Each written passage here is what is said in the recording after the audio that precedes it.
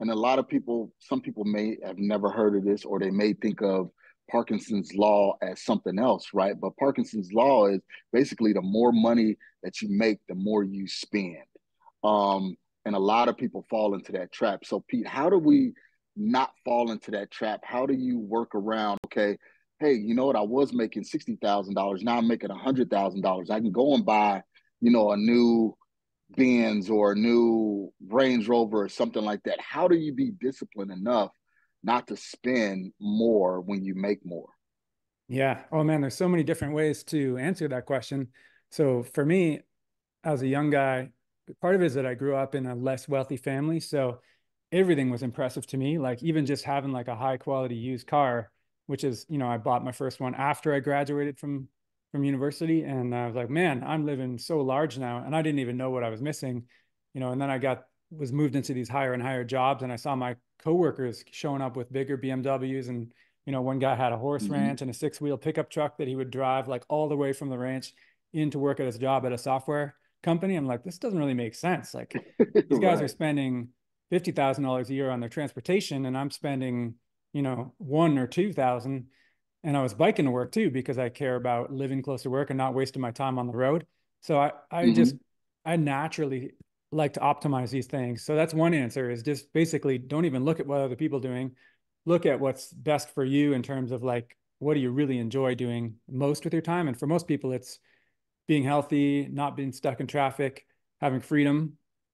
That's like the Mm-hmm. fundamentals. But if you want to get into a number system, which is also a nice way I like to teach this, is it doesn't really matter how much you make or how much you spend exactly. What matters is the percentage of your income that you get to keep.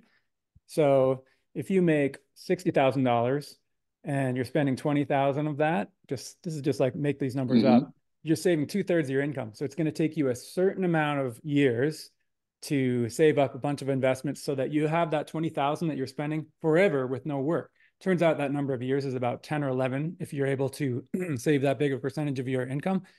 Now let's imagine someone's making $600,000 a year and they're spending $200,000 a year. Is that person going to be able to retire any sooner?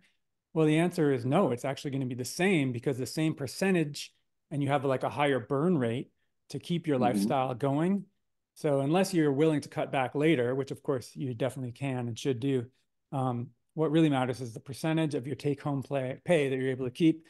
And I wrote an article on this. If you ever want to, if you're the listeners want to look it up, just look up the words, the shockingly simple math behind early retirement.